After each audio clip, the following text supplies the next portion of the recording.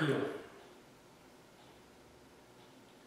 Seigneur, alors que nous approchons ta parole, nous voulons examiner, méditer, étudier la relation que tu avais avec ton Père. Et nous te demandons dans le message d'aujourd'hui de développer et d'ouvrir notre compréhension afin que nous puissions en saisir toutes les conséquences pour notre salut et pour notre vie. Au nom de Jésus, nous te prions. Amen. Alors aujourd'hui, on continue notre série sur la vie de Jésus et j'ai intitulé le message d'aujourd'hui « Abba Père ». Vous savez que Jésus a appelé Dieu son Père à de nombreuses reprises. Et donc cette semaine et la semaine prochaine, nous allons parler un petit peu de l'identité de Jésus en tant que Fils de Dieu, mais d'une façon bien précise. À Noël, nous avions déjà posé la question « Qui est Jésus ?» Et nous avons vu que dans les évangiles, notamment dans Matthieu et dans Luc, qui nous présentent le récit de la Nativité, nous avons entendu ce qui a été dit à propos de Jésus en tant que Fils de Dieu au travers de la bouche des prophètes de l'Ancien Temps, au travers de la bouche des anges qui ont fait différentes apparitions dans le récit de Noël, au travers de la bouche d'Élisabeth, qui, lorsqu'elle voit Marie, dit « Quelle grâce que la mère de mon Seigneur soit venue me voir », au travers de la bouche de Marie et Joseph, qui s'émerveillent de ce petit enfant, qui lui donne le nom que l'ange avait donné, donc Jésus, Yeshua, celui qui sauve, Emmanuel, Dieu avec nous, Fils du Très-Haut. Nous avons parlé de tout ça dans un message. Nous avons vu également ce que les mages ont dit de lui, qui l'ont reconnu comme roi. Nous avons vu également, lorsque nous avons fini la série de Noël, ce que Siméon et Anne, dans le temple, lors de la consécration de Jésus, ont dit à son sujet. Mais on ne se pose pas souvent la question qui Jésus pensait qu'il était. Donc nous avons vu à Noël ce que les gens disent de Jésus. Ce que je vous propose aujourd'hui de voir, c'est ce que Jésus pensait de lui-même. Nous avons eu un petit aperçu lorsque nous avons parlé de Jésus dans le temple à 12 ans. Parce que si vous vous rappelez ce message, nous avons dit que Jésus à 12 ans est très conscient qu'il a un Père céleste dont il doit s'occuper de remplir la mission, qui prend la première place par-dessus ses parents terrestres. Et donc, je vous renvoie à ce message si vous avez encore des questions là-dessus pour le réécouter. Mais comme la Bible nous donne peu de détails entre les récits de la naissance et l'âge adulte, puisque après cet épisode dans le temple, Jésus va encore passer 18 ans à Nazareth à s'occuper de sa famille, il y a peu de détails sur la vie de Jésus à ce moment-là. Et donc, nous arrivons au baptême de Jean, comme nous avons avancé dans l'étude de la vie de Jésus. Et nous avons, tout de suite après, dans pas longtemps, nous allons voir Jésus qui va se mettre à prêcher, à faire des miracles et tout ça. Mais comment Jésus en est arrivé là? À cause que nous avons peu de détails, lorsque nous lisons par exemple le début de l'évangile de Matthieu et de Luc, rapidement nous arrivons au ministère de Jésus. Et donc nous avons parfois tendance à faire ce saut logique de dire oui, Jésus est né, et puis un jour il est arrivé, il a fait son ministère, et c'est comme si tout ce qu'il savait, tout ce qu'il avait appris lui était tombé du ciel, comme j'aime dire parfois en blague. Mais en fait, nous avons commencé à voir que Jésus a appris les Écritures, puisqu'à l'âge de 12 ans, déjà, il est capable de dialoguer avec les maîtres de la loi dans le temple, et plusieurs versets nous disent qu'il grandissait de toutes sortes de façons, autant physiquement que spirituellement, et devant Dieu et devant les hommes. Et donc, il y a eu toute cette croissance dans la vie de Jésus jusqu'à ce qu'il commence son ministère. L'évangile de Marc, par exemple, nous introduit tout de suite à ce questionnement, parce que l'évangile de Marc n'a pas de récit de nativité, et lorsque Jésus commence, les premières réactions des gens sont des interrogations. Il y en a plusieurs, mais j'ai retenu pour illustration pour aujourd'hui Marc chapitre 6, verset 3. Les gens se posent cette question à propos de Jésus. Donc, comment de ce bébé qui est né à Bethléem, on est arrivé à cet homme à l'âge adulte qui parle avec une telle autorité, qui parle de la part de Dieu? N'est-ce pas le charpentier, le fils de Marie, le frère de Jacques, de José, de Jude et de Simon, et ces sœurs ne sont-elles pas ici parmi nous? Et il était pour eux une occasion de chute. C'est-à-dire que les gens avaient du mal à comprendre où Jésus s'en allait avec ce qu'il faisait, parce qu'il l'avait connu comme le fils du charpentier de Nazareth pendant tant d'années. Ils ont du mal à voir la transition au ministère de Jésus. Alors, comme nous l'avons vu les dernières fois, les évangiles nous présentent, avant que débute le ministère de Jésus, cette visite à Jean-Baptiste, où est-ce qu'il va pour faire comme le reste du peuple, pour se faire baptiser par le baptême de Jean-Baptiste.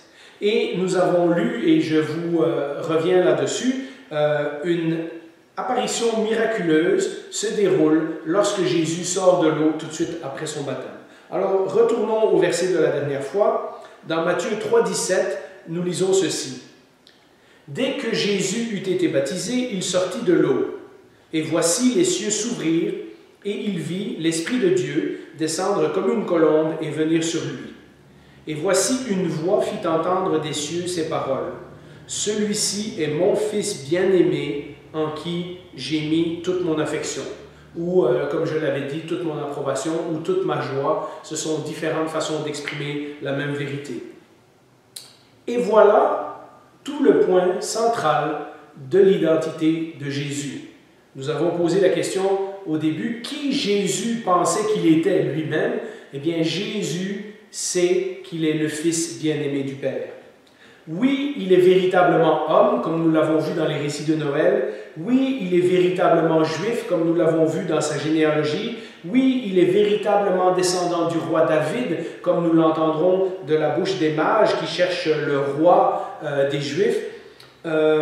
Mais ce qui caractérise le plus Jésus dans tout son ministère, c'est la ferme conviction qu'il est le Fils bien-aimé de Dieu. Et cette conviction, il l'a parce que l'Esprit repose sur lui à la sortie de l'eau après son baptême et parce qu'il entend la voix du ciel qui confirme qu'il est le Fils bien-aimé de Dieu. Il y a donc, au début du ministère de Jésus, tout de suite, une claire différence entre ce que les gens pensent de Jésus et ce que Jésus pense de lui-même. D'ailleurs, Luc illustre très bien ce point parce que, alors que Matthieu commence par la généalogie de Jésus, dans le récit de Luc, la généalogie de Jésus vient tout de suite après son baptême. On trouve ça dans Luc chapitre 3, verset 23. Et Luc nous dit ceci, et c'est juste le premier verset, ensuite vous pouvez lire la généalogie si ça vous intéresse. Luc chapitre 3, verset 23, Jésus avait environ 30 ans lorsqu'il commença son ministère, étant, comme on le croyait, fils de Joseph, fils d'Élie, etc., etc. Et donc, Luc est en train de nous dire, aux yeux des humains, il est le fils du charpentier de Nazareth, et on a toute sa descendance pour le prouver, mais aux yeux de Dieu, il est son fils bien-aimé, et voilà la clé de l'identité de Jésus lors de tout son ministère ici-bas. Alors, attardons-nous quelques secondes à la déclaration de Dieu, parce que souvent, c'est une phrase qu'on a entendue dans les prédications, et donc on ne réalise pas la portée et la signification de cette phrase, mais elle est extrêmement importante. En premier lieu, parce que c'est Dieu lui-même qui l'a dit, et donc nous devrions faire très attention lorsque Dieu prononce des paroles spécifiques, eh bien, nous devrions être extrêmement attentifs. Ces mots qui sont si importants arrivent au moment crucial de la vie de Jésus, au moment où Jésus va commencer son ministère. Mais ces mots ne sont pas dits au hasard, ce sont en fait des répétitions de paroles que Dieu avait déjà dites dans l'Ancien Testament. Donc ces paroles que Dieu prononce ne sont pas nouvelles, elles se trouvent dans l'Ancien Testament, mais cette fois-ci, elles sont appliquées spécifiquement à Jésus de Nazareth par Dieu lui-même. Eh bien, la première partie de cette déclaration se trouve dans le psaume 2, au verset 7. Et c'est un psaume royal, donc c'est un psaume qui est d'abord adressé au roi David. Et ce verset dit « Je publierai le décret qu'a promulgué l'Éternel. Il m'a dit, tu es mon fils, aujourd'hui je fais de toi mon enfant. » Et donc, on peut comprendre que David, lorsqu'il entend cette confirmation de Dieu qu'il est son enfant, lui donne l'assurance qu'il a vraiment été choisi par Dieu pour être le roi d'Israël. Mais ce qu'on remarque lorsqu'on lit les psaumes royaux, c'est que ces psaumes pointent toujours à un roi qui est plus grand qu'un roi terrestre. Parce que ce que les psaumes disent sur le roi, aucun roi humain n'a été capable de l'accomplir. Et donc, nous voyons déjà dans le livre des psaumes qu'il y a une projection vers un roi futur qui va être plus grand que David. Cette phrase donc est d'abord adressée au roi David lors de son couronnement, mais à cause de la portée messianique des psaumes royaux, nous savons que ce psaume parle d'un roi qui va faire des choses que David n'a pas été capable de faire.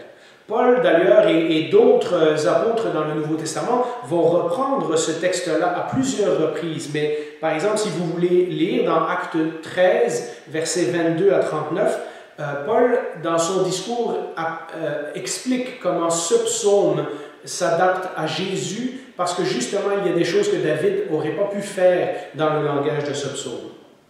Et donc, nous avons un psaume qui dit « Tu es mon fils bien-aimé », qui s'adapte d'abord à David, mais qui maintenant est dit par Dieu au sujet de Jésus.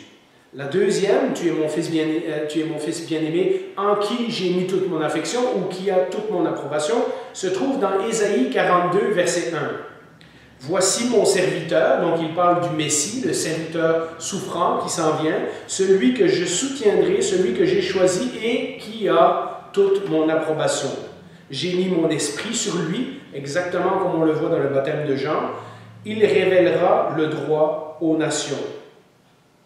Ce passage et plusieurs autres dans Ésaïe nous présentent ce fameux serviteur de Dieu dont je vous ai déjà parlé, qui le représentera comme roi, mais pas comme un roi conquérant, un roi qui va être prêt à mourir pour les siens, un roi souffrant. C'est ce que nous lirons finalement, puisque Ésaïe commence aux alentours du chapitre 40 de nous parler de ce serviteur, et ça conclut avec Ésaïe 53, ce fameux chapitre que l'on connaît bien, qui nous parle de comment Jésus a été mis à mort pour nos fautes.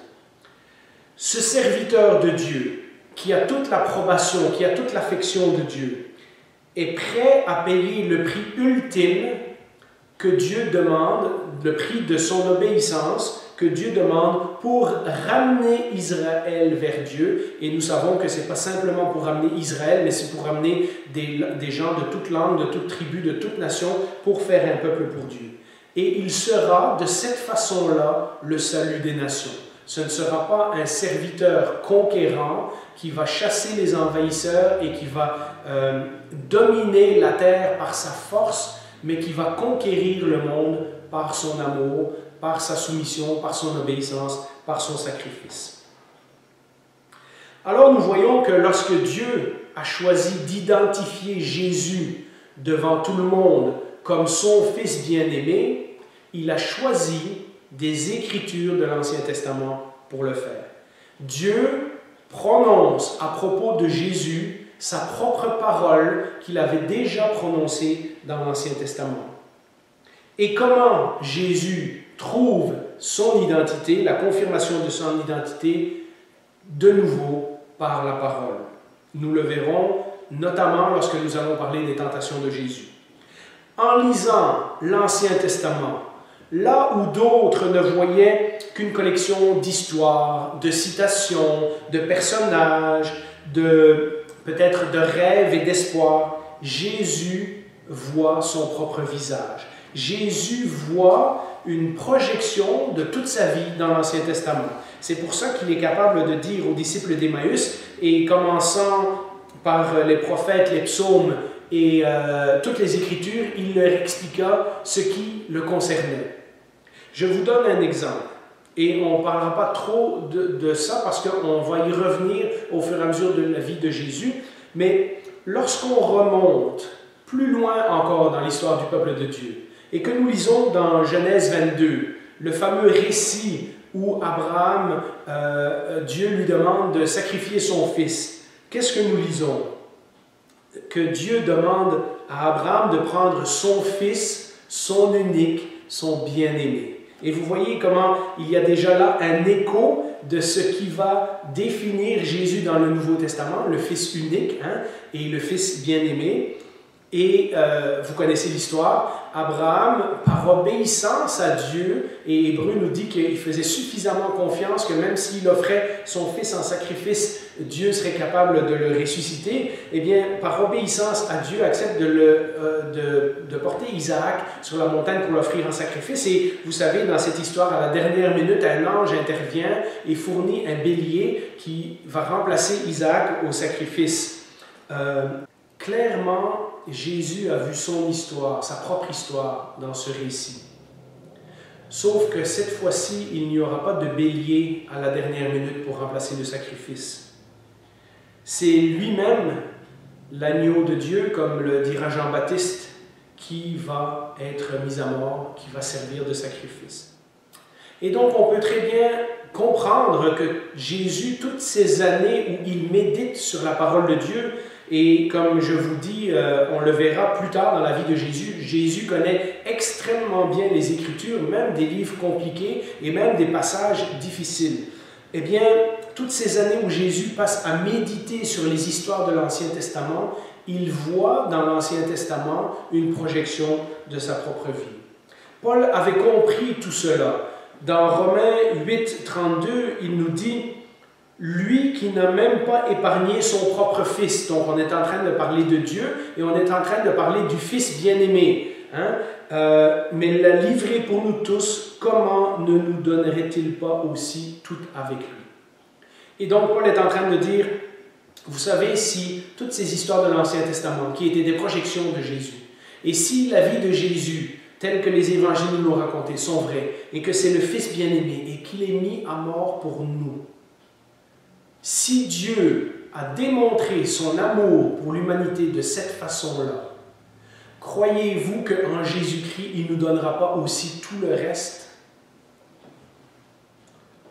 En nous montrant cette déclaration de Dieu, celui-ci est mon Fils bien-aimé en qui j'ai mis toute mon affection ou qui a toute mon approbation, en nous montrant cette déclaration de Dieu au début du ministère de Jésus, Matthieu est en train de nous démontrer que l'identité de Jésus en tant que Fils de Dieu n'est pas une invention que ses disciples vont produire plus tard, ou l'Église ou d'autres personnes plus tard.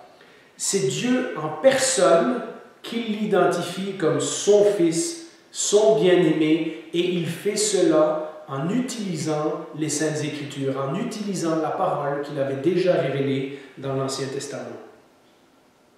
Ainsi, on pourrait dire que ce que nous avons vu à Noël, c'est que l'identité de Jésus a été confirmée par des circonstances externes, par l'histoire, par les anges, par la géographie, la ville où il est né, etc., etc.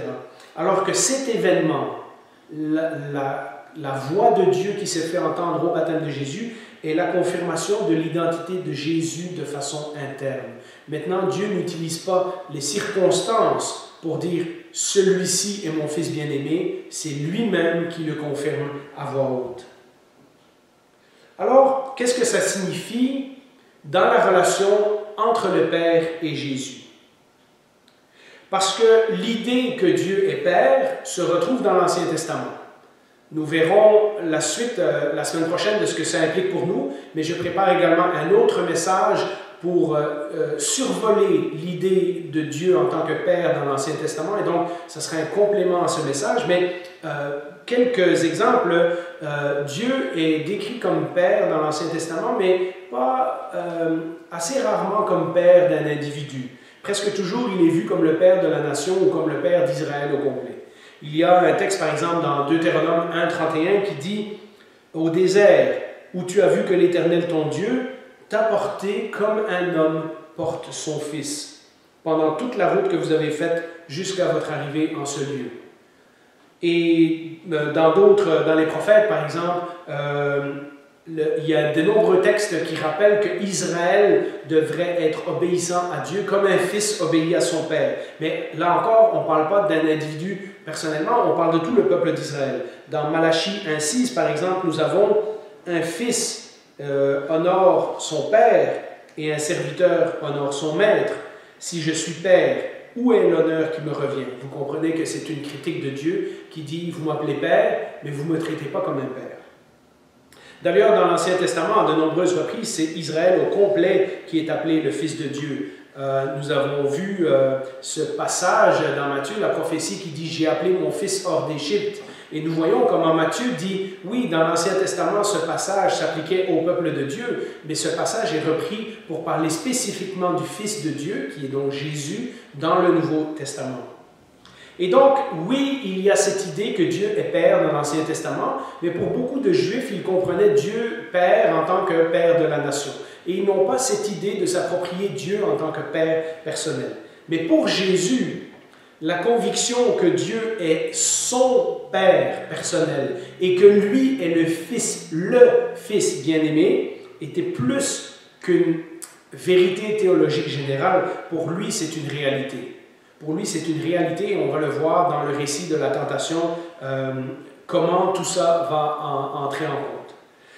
Mais je vous donne un autre verset, dans Matthieu 11, verset 27. « Mon Père m'a tout donné, et personne ne connaît le Fils si ce n'est le Père. Personne non plus ne connaît le Père si ce n'est le Fils et celui à qui le Fils veut le révéler. » On voit dans ce passage et dans un nombre d'autres passages que Jésus a une véritable relation d'intimité avec son Père. D'ailleurs, comme nous le verrons la semaine prochaine, c'est très osé ce que Jésus est en train de dire. Jésus a une véritable relation directement avec son Père sans avoir besoin de passer par des représentants humains, sans avoir besoin d'aller dans le temple, sans avoir besoin d'offrir des sacrifices, sans avoir besoin de s'adresser au travers d'un prêtre. Jésus a une relation qui est intime avec son Père. Et cette relation est particulièrement nourrie par la prière. Nous lisons à de nombreuses fois dans les évangiles que Jésus a pris un temps à part pour prier. On se dit, ben Jésus étant Fils de Dieu, il devrait avoir une connexion directe. Il n'aurait pas besoin de prier. Il pourrait avoir des révélations instantanées de ce que Dieu veut lui dire. Et pourtant, ce n'est pas comme ça que Jésus agit. Jésus se lève tôt, Jésus s'éloigne sur une montagne, alors qu'il fait encore nuit, Jésus est en train de prier. Dans la tentation, Jésus est en prière et en méditation avec Dieu. Et donc, Jésus développe cette relation d'intimité d'une façon qu'aucun humain ne l'a fait précédemment. D'ailleurs, il affirme dans Jean 17, verset 24, « Père, écoutez bien ça, ça prend vraiment quelqu'un qui connaît Dieu très intimement pour lui parler comme ça. Je veux que là où je suis, ceux que tu m'as donnés soient avec moi, afin qu'ils contemplent ma gloire, la gloire que tu m'as donnée, parce que tu m'as aimé avant la création du monde. » Alors, tout le chapitre de Jean 17 est merveilleux dans ce sens-là, où on voit un Jésus profondément intime avec son Père Céleste, mais ce verset-là, ça prend vraiment une conviction qu'on est le Fils bien-aimé de Dieu pour parler à Dieu de cette façon-là. Alors nous avons regardé dans ces quelques versets le Père et Jésus. Je vous propose pendant encore quelques minutes de regarder le Père et nous. Donc qu'est-ce que ça implique pour nous? Dans son enseignement, Jésus va commencer tout doucement à préparer les disciples, en commençant par le Notre Père, puisqu'à un moment donné, ils lui disent « Enseigne-nous à prier ». Donc, ils ont remarqué que Jésus priait d'une façon que les autres ne priaient pas. Et il commence en disant « Notre Père ». Et Jésus va commencer à préparer ses disciples et ceux qui l'écoutent à entrer en relation avec le Père de la même façon que lui a une relation intime avec le Père. Par exemple, dans Jean chapitre 3, lorsque Jésus parle à Nicodème, lorsque Nicodème vient le voir, Jésus lui explique qu'il doit naître de nouveau.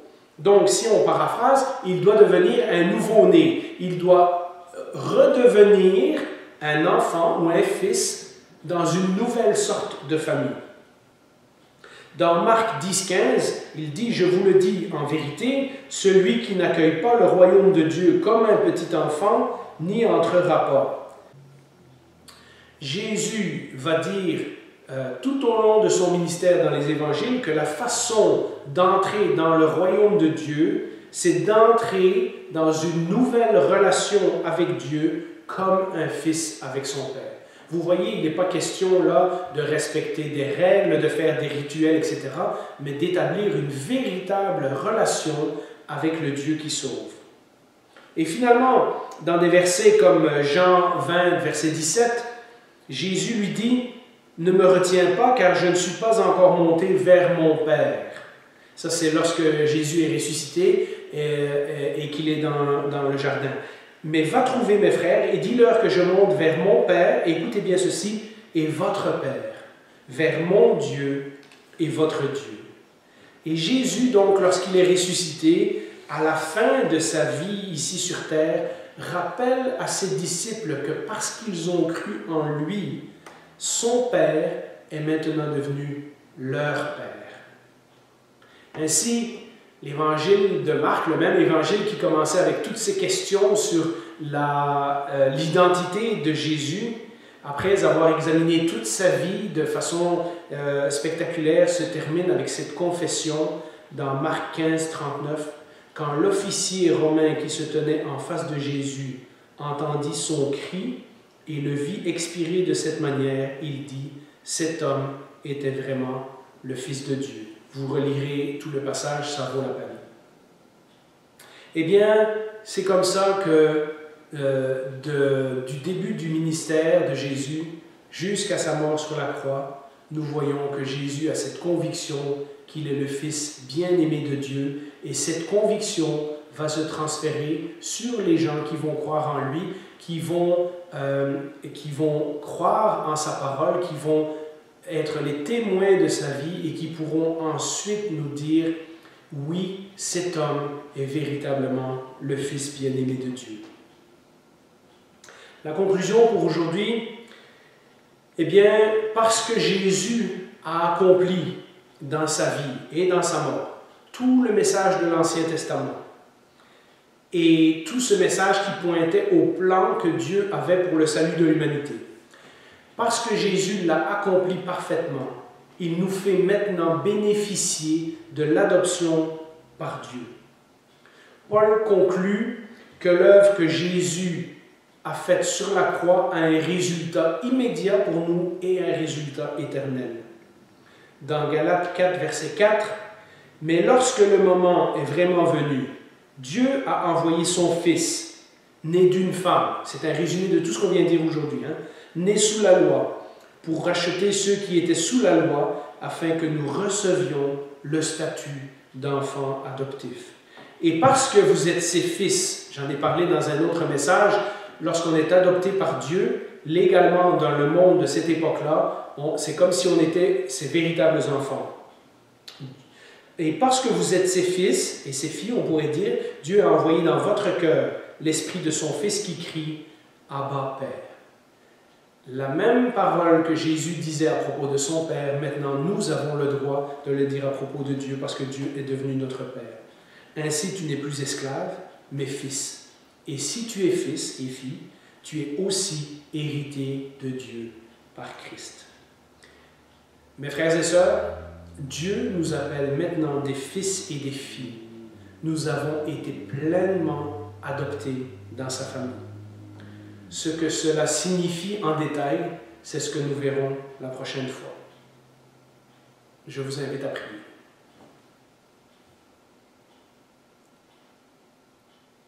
Eh bien, Seigneur, lorsque nous lisons ces récits et ces versets, il est difficile d'imaginer le genre de relation, le genre d'intimité que tu avais avec le Père.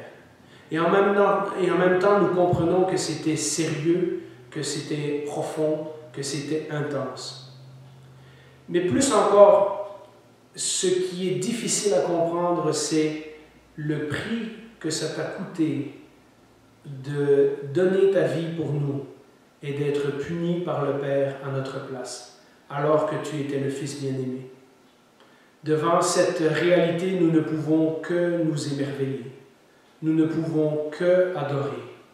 Nous ne pouvons que nous mettre à genoux et dire « Merci Jésus, d'avoir accompli la mission que ton Père t'avait confiée.